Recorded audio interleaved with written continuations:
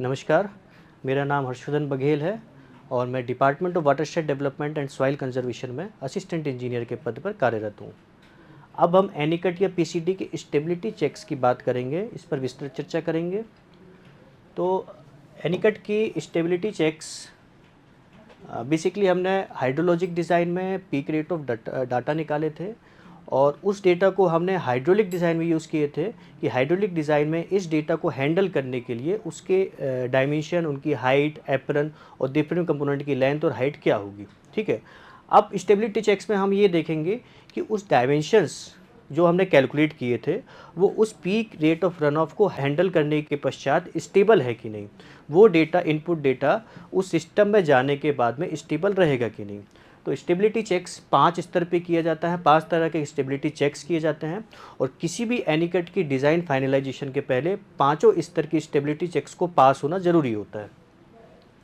Stability check की बात करने से पहले हम एनीकट के फोर्स डायग्राम की डिटेल स्टडी करेंगे, क्योंकि इस फोर्स डायग्राम के क्लियर होने के बाद हमको सभी स्टेबिलिटी चेक्स इजीली हम कैलकुलेट कर सकते हैं। एक इसमें रफ फोर्स डायग्राम बना हुआ है इस एनीकट में कि किन किन तरह के इसमें फोर्सेस एक्ट करते हैं, किन किन तरह के फोर्सेस एग्जर्ट करते हैं और उन फोर्सेस का डायरेक्शन क्या है, क्योंकि डायरेक्शन के बाद ही हम बता सकते हैं कि उस एनीकट में फेल होने की संभावना किस तरीके से हो सकती है।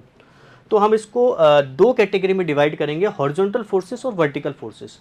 तो आप यहाँ पर देख रहे होंगे ये अपनी एनीकट कंस्ट्रक्शन वाली फोर्स डायग्राम है और ये है अपना इनफ्लो डेटा, जो इनफ्लो आ रहा है उसका फोर्स डायग्राम है। तो इसमें दो चीज़ें हैं। सबसे पहले हम एनीकट की बात करें, इसमें तीन तरह के फोर्स एक्सर्ट करते हैं। एक है F C which is vertically downward force which is exerted due to the water overflowing, F C. W1 और W2 ये वर्टिकली डाउनवर्ड फोर्सेस हैं जो कि आपके वेट ऑफ द स्ट्रक्चर के कारण लगते हैं। ठीक है, अपन यहाँ इनफ्लो के डेटा की बात करें, रन ऑफ डेटा की बात करें, तो इसमें होते हैं FA एंड FB। ये जो दो फोर्सेस हैं ये हॉरिजॉन्टल फोर्सेस हैं। ठीक है, और एक और इसमें एक फोर्स लगता है अपलिफ्ट प्रेशर का। ठीक है, जो कि अपन यू से बताते हैं, ये है अपलिफ्ट प्रेशर। ये तीन तरह के फोर्सेस हैं। अगर इन तीन तरह के फोर्सेस को हम कैटेगराइज करें तो जो हॉरिजॉन्टल फोर्सेस होते हैं जो कि एक्सर्टिंग फोर्सेस है which is FA and FB, जो कि अपन ने बात की थी कि रन ऑफ डेटा में FA एंड FB दो तरह के फोर्सेस होते हैं जो एक्सर्टिंग फोर्स होते हैं। वर्टिकली डाउनवर्ड फोर्सेस जो कि रेजिस्टिंग फोर्सेस हैं, मैं आपको बताया था पहले कि ये है W1, W2 एंड FC। ठीक है, ये वर्टिकली डाउनवर्ड फोर्सेस है इसलिए रेजिस्टिंग फोर्सेस है। तीसरा फोर्स है vertically upward force which is the uplift pressure. ठीक है, that is the U। Uplift pressure जो है वो मैक्सिमम होता है H+H की हाइट में। ठीक है, इस पॉइंट पे इसको मैक्सिमम होता है H+H जो कि शून्य हो जाता है, इसलिए इसका फोर्स डायग्राम ट्रायंगुलर होता है।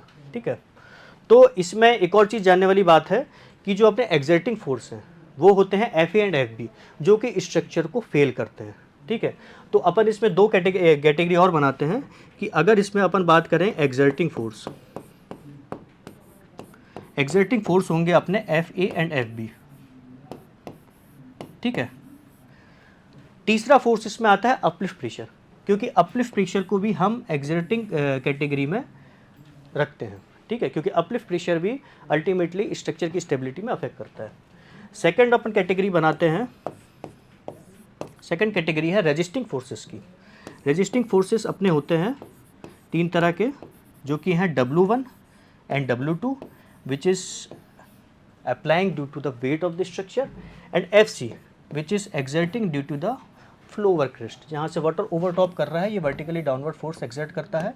तो FC जो है अपने रेजिस्टिंग फोर्सेस है। तो कोई भी स्ट्रक्चर अपन डिज़ाइन कर रहे हैं, अगर उसमें FA, FB एंड U अगर ये ज़्यादा होते हैं, ग्रेटर होते हैं as compare to resisting forces, तो वो स्ट्रक्चर फेल कर जाएगा। तो हर कंडीशन में अपन को ये देखना है कि जो रेजिस्टिंग फोर्सेस, ये तीन टाइप के फोर्सेस हैं, it should be and it must be greater than the exerting forces, that is basically the horizontal forces and the uplift pressure. ठीक है, तो ये vertically downward forces resisting forces होते हैं जो स्ट्रक्चर को स्टेबिलिटी प्रोवाइड करते हैं, और हॉरिजॉन्टल फोर्सेस और अपलिफ्ट प्रेशर वर्टिकली अपवर्ड, ये दो टाइप के प्रेशर होते हैं, ये एक्सर्टिंग प्रेशर होते हैं। ठीक है, इनके कैलकुलेशन के लिए पर सिंपल इस फॉर्मूले को यूज़ करके, इसका आगे नॉमेनक्लेचर है, इस नॉमेनक्लेचर में सभी वैल्यूज़ सभी वैल्यूज़ को अपन ने हाइड्रोलिक डिज़ाइन में कैलकुलेट किया था। उस वैल्यू का यूज़ करके अपन इस नॉमेनक्लेचर का यूज़ करके ईजिली अपन इन वैल्यूज़ को फाइंड आउट कर सकते हैं। ठीक है, ये स्टेबिलिटी चेक्स का फोर्स डायग्राम हो गया। स्टेबिलिटी चेक्स का सबसे पहला चेक्स है सेफ्टी अगेंस्ट द ओवरटर्निंग।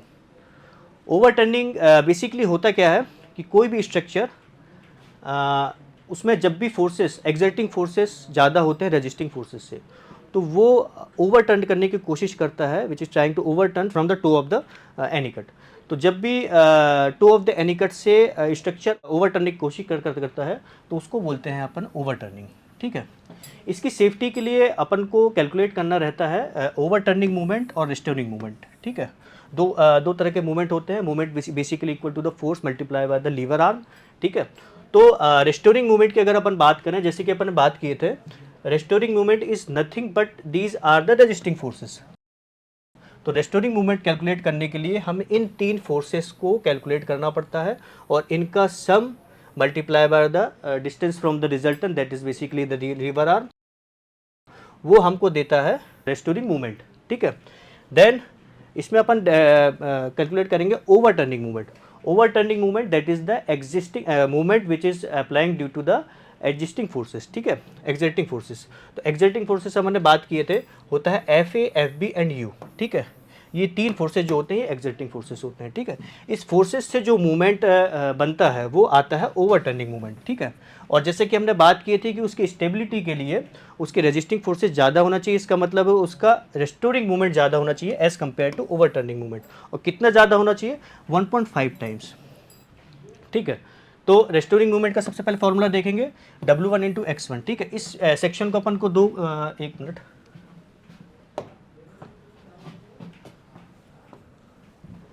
इस सेक्शन को हम डिवाइड करते हैं। जैसे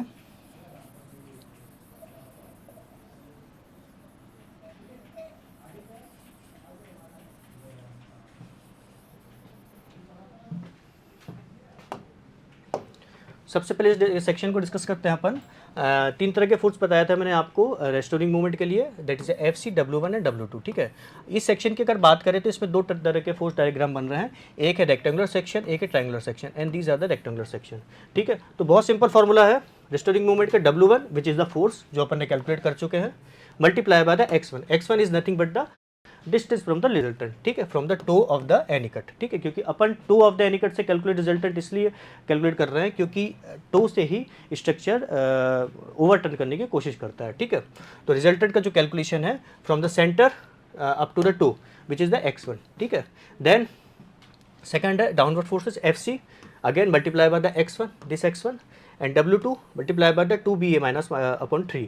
ठीक है, W2 which is this triangular section and distance from the centroid is the 2BA minus divided by 3. Same overturning movement की बात करें, ओवरटर्निंग मूवमेंट में भी दो तरह के डायग्राम बन रहा है, एक ट्रायंगुलर सेक्शन, रेक्टेंगुलर सेक्शन। ठीक है, ओवरटर्निंग मूवमेंट में FA multiply by the H/2। ठीक है, इसका रिजल्टेंट जो मिलता है अपन को सेंटर में अपन कंसिडर करते हैं। ठीक है, तो इसका multiply by the H/2 that is the lever arm, and FB triangular section है, again H/3 from the centroid, and U uplift pressure का अपन को यहाँ पर मिलेगा 2B अपॉन 3x1। 3x1 अपन ने यहाँ पर कैलकुलेट किया था x1, then B minus A/2। ठीक है, तो यहाँ के सेंट्रोइड से यहाँ के रिजल्टेंट का डिस्टेंस जो है वो अपन को मिलता है यहाँ पर। ठीक है, और ये मल्टीप्लाई करते हैं अपलिफ्ट प्रेशर से, तो अपन इसका मूवमेंट कैलकुलेट कर सकते हैं। तो टोटल रेस्टोरिंग मूवमेंट होता है कि movement due to the W1, movement due to the W2 and movement due to the FC, which is equal to the restoring movement, and overturning movement is the movement due to the FA, movement due to the FB and movement due to the uplift pressure. ठीक है, सो factor of safety के लिए ये important है कि restoring movement should be 1.5 times of the overturning movement.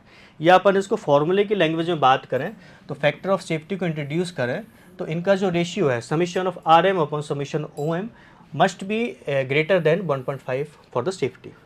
ठीक है, इसमें एक और चीज़ ये अपन ने डिस्कस कर दी है, रेस्टोरिंग मूवमेंट जो होता है वो वेट ऑफ द स्ट्रक्चर के कारण होता है, टर्निंग मूवमेंट एक्सर्टिंग फोर्स होता है जो होता है water force and uplift pressure. ठीक है, then water force which is basically the horizontal forces. Okay, and resisting forces should be 1.5 times of the applied forces, that is the exerting forces.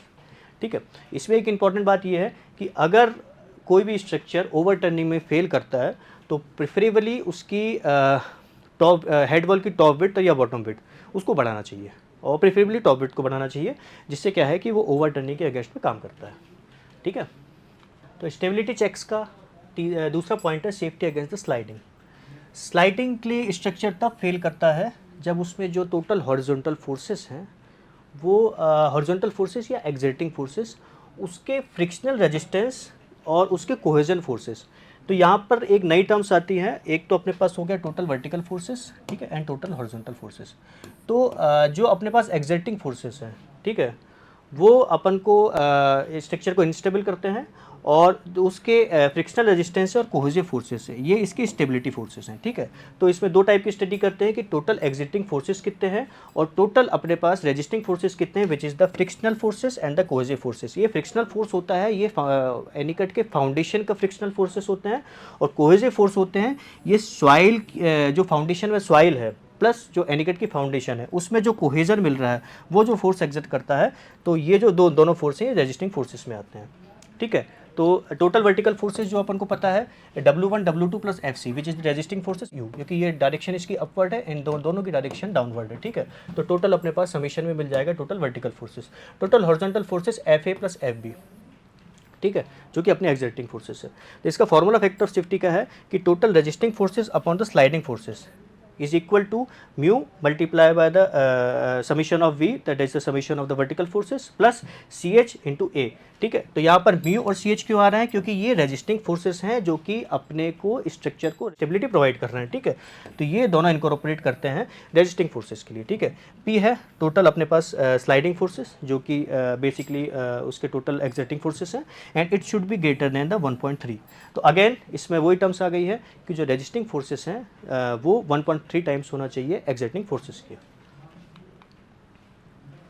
Third point safety against tension of base में important point ये है कि जो resultant होना चाहिए अपने सभी forces का, कोई भी एनीकट है उसका रिजल्टेंट होना चाहिए वो बेस के, अगर ये इसका हेड वॉल है, हेड वॉल, तो इसमें कंडीशन ये होती है कि जो रिजल्टेंट है should be pass through the middle third. सभी हॉरिजॉन्टल वर्टिकल फोर्सेस का रिजल्टेंट है वो बेस के मिडिल थर्ड से आगे पास होना ज़रूरी है, नहीं तो यहाँ पर टेंशन बन जाता है और टेंशन के कारण ये फेल हो जाते हैं। बेसिकली होता क्या है कि एनीकट को जब भी हम मेजनरी में कंस्ट्रक्ट करते हैं तो उसमें टेंसाइल स्ट्रेंथ डेवलप होता है। ठीक है, और टेंसाइल स्ट्रेंथ आपको पता है कि मेजनरी की नहीं होती, वो टेंशन बियर नहीं कर सकते हैं। ऐसे केसेस में अपन को ये रहता है कि स्ट्रक्चर जो है वो उसमें उसके बेस के टो में टेंशन डेवलप ना हो। ठीक है, इसलिए उसका जो रिजल्टेंट है फोर्सेस का वो उसके मिडिल थर्ड से पास होना चाहिए। इसमें एक नई टर्म आती है इसेंट्रिसिटी की। Eccentricity which is nothing but it is the distance from the resultant to the middle third of the anicut. ठीक है, तो इसमें सबसे पहले अपन कैलकुलेट करते हैं सेफ्टी अगेंस्ट टेंशन बेस के लिए एक्सेस मूवमेंट। जो RM है रिस्टोरिंग मूवमेंट और ओवरटर्निंग मूवमेंट, ये अपन ने पहले कैलकुलेट किया था। तो उसका जो डिफरेंस है आपको पता है, रेस्टोरिंग मूवमेंट ऑब्वियसली ज़्यादा ही होगा, तो restoring movement minus overturning will give the value of the EM, that is the excess movement, and excess movement is equal to total vertical forces summation of vertical forces multiply by the x bar. ठीक है, ये resultant है जो कि अपन ने बात की थी कि रिजल्टेंट से पास होना चाहिए, इसका डिस्टेंस है। ठीक है, अल्टीमेटली अपन को एसेंट्रिसिटी का फॉर्मूला होता है b/2 माइनस एक्स बार। तो ये जो x बार है यहाँ हमने कैलकुलेट किया था, इससे अपन एसेंट्रिसिटी कैलकुलेट कर सकते हैं। ठीक है, एंड सेफ्टी के लिए this eccentricity should be less than the b/6। ये इसकी कंडीशन है, अगर इस कंडीशन को फुलफिल करता है तो ये स्टेबल रहेगा। तो स्टेबिलिटी चेक्स का फोर्थ पॉइंट है सेफ्टी अगेंस्ट द कंप्रेशन। इसमें भी अगेन हम रिजल्टेंट की बात करेंगे, बट पिछले वाले सेफ्टी में हमने रिजल्टेंट के डिस्टेंस की बात किए थे कि फिर वो कहाँ फॉल कर रहा है, बट कंप्रेशन के लिए ज़रूरी है कि जो रिजल्टेंट है उसका डायरेक्शन क्या हो। तो कंप्रेशन की कंडीशन तब डेवलप होती है जब टोटल वर्टिकल फोर्सेस, या फिर अपन बात करें कि resultant of all the vertical and horizontal forces which is exerting in any cut should be vertically downward. अगर किसी भी एनी कट की अगर हेड वॉल की बात करें, उसका अगर सभी फोर्सेस का रिजल्टेंट वर्टिकली डाउनवर्ड हो रहा है, उसको वर्टिकली कंप्रेस कर रहा है, तो उस केस में वो स्टेबल होगा कंप्रेशन के अगेंस्ट में। अनलेस अगर उसका रिजल्टेंट हॉरिजॉन्टल हो रहा है तो उस केस में अपन बात करेंगे कि वो क्रशिंग में फेल हो रहा है। ठीक है, तो इसमें अपने बात करते हैं कंप्रेसिव स्ट्रेस की। तो इसमें एक टर्म इंट्रोड्यूस होती है F max, which is the maximum compressive stress, जो अपन को कैलकुलेट करना है। मैक्सिमम कंप्रेसिव स्ट्रेस का फॉर्मूला है summation of V, that is the sum of the all the vertical forces upon A multiply by 1+6 E/B। ये eccentricity जो अपन ने पहले कैलकुलेट किए थे। जरूरी ये है कि direction of all the forces vertically downward होना चाहिए, तो उसको अपन को निकालने के लिए जो मैक्सिमम कंप्रेसिव स्ट्रेस है जो कैलकुलेट कर रहे हैं should be less than the permissible compressive stress for the safety. ठीक है, तो इसकी ये सेफ्टी लोड की टेबल दी है अपने पास में। तो जो परमिसिबल स्ट्रेस है उससे ज़्यादा होना चाहिए। ये depend on the which type of the masonry और the concrete are you using for the constructing any cut, तो उसके बेस पे जो सेफ परमिसिबल वैल्यू है उससे इसके ज़्यादा होना चाहिए। ठीक है, ये है अपने पास में फोर्थ पॉइंट। लास्ट पॉइंट है सेफ्टी अगेंस्ट द पाइपिंग। ठीक है, ये लास्ट पॉइंट है एनीकट का, ये भी बहुत इंपॉर्टेंट है। पाइपिंग होता क्या है कि जब भी एनीकट के फाउंडेशन में सीपेज फ्लो होता है, सीपेज फ्लो होने के कारण वो कभी कभी फाउंडेशन में से कुछ मटेरियल्स को रिमूव करते जाता है और वहाँ पर पाइपिंग क्रिएट करता है। तो पाइपिंग के लिए दो टाइप के फेलियर होते हैं, that is due to the seepage flow and due to the line of creep. तो दो टाइप की टर्म है जो मानते हैं कि पाइपिंग को पैदा करती हैं, जो है सीपेज फ्लो के कारण और लाइन ऑफ क्रीप के कारण। बट यूएसडीए के अनुसार में लाइन ऑफ क्रीप जो कि डोमिनेंट फैक्टर मानते हैं पाइपिंग के लिए, और उसकी कंडीशन है कि जो भी वहाँ का डिस्टेंस है 46 डिग्री से ज़्यादा फ्लैटर होना चाहिए। ये यूएसडी की कंडीशन है, उसके बेस पे इस फॉर्मूले का अपन यूज़ करते हैं। ठीक है, बेसिकली कुछ नहीं है इसमें, CW अपन वेटेड क्रीप रेशियो अपन यूज़ करते हैं, वेटेड क्रीप रेशियो अपन कैलकुलेट करते हैं, which is equal to LV + LH upon 3Z, where the LV is the V1 + 4V2 vertical और the steep contact distance in metre, and LH that is a horizontal, which H1 + H2 plus the sum of the horizontal or the flat constant distance। ठीक है, and Z is the head between the head water and the tail water in depth। ठीक है, important point ये है कि अगर कोई भी स्ट्रक्चर, कोई भी एनीकट अगर पाइपिंग में फेल करता है तो उस पर टू वॉल और कट ऑफ वॉल की डेप्थ इसको बढ़ाना चाहिए। ठीक है, तो ये इसके चेक्स हैं। एक इसकी स्टैंडर्ड टेबल भी दी है। ठीक है, टाइप ऑफ मटेरियल के बेस पे जो वेटेड क्रीप रेशियो एटलीस्ट कितना होना चाहिए। ठीक है, तो अपन इजीली जो भी type of material upon use कर रहे हैं उसके लिए वेटेड क्रीप रेशियो क्या है, मिनिमम वैल्यू, उससे अपन निकाल सकते हैं। इस तरह अपन सभी स्टेबिलिटी चेक्स एनीकट के यूज़ कर सकते हैं। ठीक है, थैंक यू।